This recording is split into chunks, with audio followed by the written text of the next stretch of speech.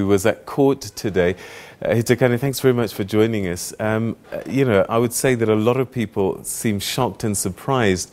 They was almost convinced that there was enough evidence, but clearly perhaps it was the way it was presented, the way it was gathered, put together, that ended up becoming the undoing of the case. Certainly, Peter. I mean, we as journalists in court, we assumed that if anything, one of the counts would stick.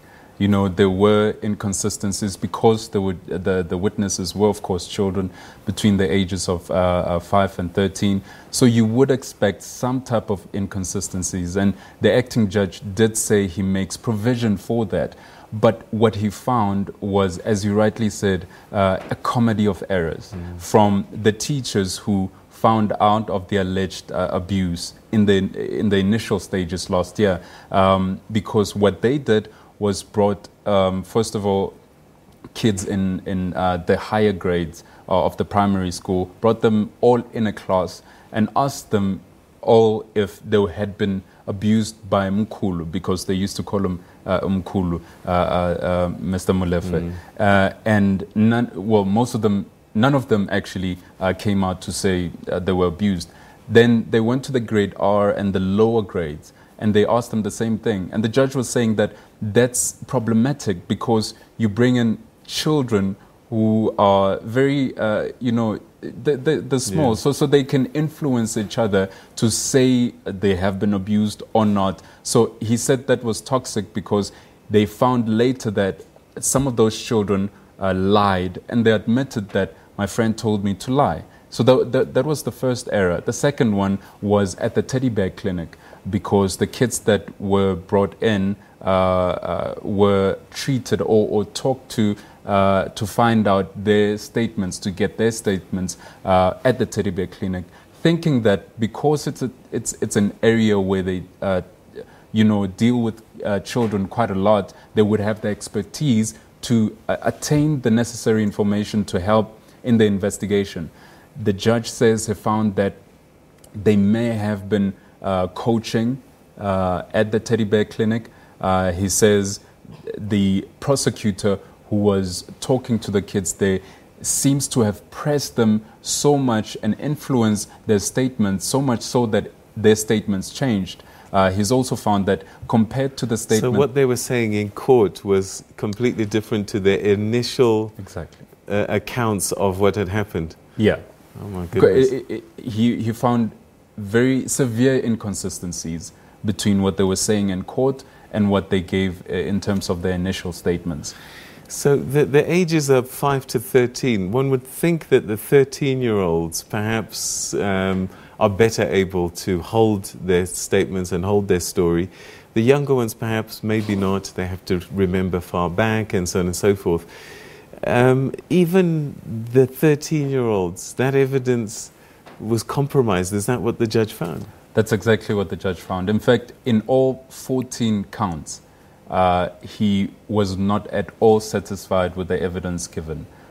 He said there was material inconsistencies, credibility, and such. And he said the court couldn't come to a place where it could give a guilty verdict or any other verdict because of that.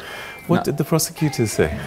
Well, we are still to speak to the prosecutors because I must say, he in his words, it was an embarrassing moment because the judge said he felt this was embarrassing because he had to give the code of conduct for prosecutors in court.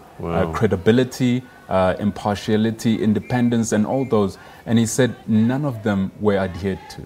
So we've got prosecutors who are officers of the court, who are highly trained, who have prosecuted cases before, who seemingly were making schoolboy errors. Is this what the suggestion was from the judge? That's exactly what it seems like. And then I think that's why it was embarrassing for him. I think that's why he used words such as a comedy of errors.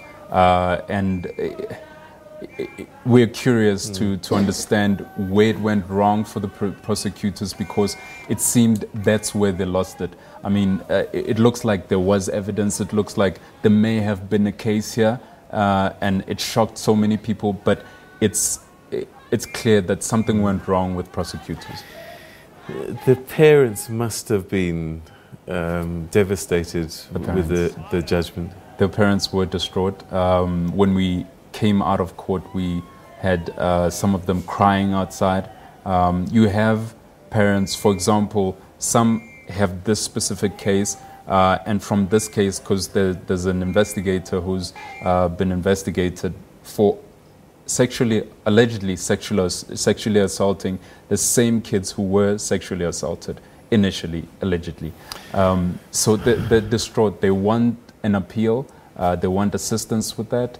But you understand, in an appeal, yes, the same evidence will have to be used. Presented. So there was an issue of CCTV footage, for example. Tell us about that. So the judge said the CCTV at the school, because the school does have cameras, they found that the principal of the school came in to give evidence, and she was asked if the investigators went to her to get the CCTV evidence or footage, and they found that that wasn't done. The investigators didn't go and get that very important evidence to this case. In addition to that, the state went back and asked police to go and find that footage. The judge says they came back with a story that the CCTV cameras weren't working, but we know for a fact that they had not gone in to find them. Oh my goodness. So what now? I mean, is there any kind of recourse? I mean, double jeopardy says that if you've been tried for a case, found not guilty, you can't be tried for the same crime again. So I suppose the appeals, that's the only way they can get through this, if at all. Peter, that's an option. Yeah. But the challenging part is that that same evidence that was used, that contaminated evidence that was not credible, that was inconsistent, will have to be used, and no new evidence can be brought forward. So it's a really sad situation for the parents who were hoping. I spoke to some of them, and they were saying, we didn't take the law into our own hands because we believed that the state would stand for us. And they're saying that they can't guarantee the safety of that man who was accused.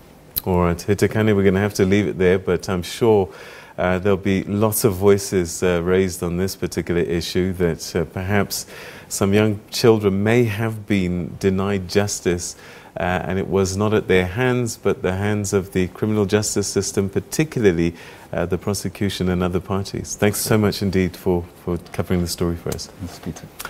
All right, well, we continue.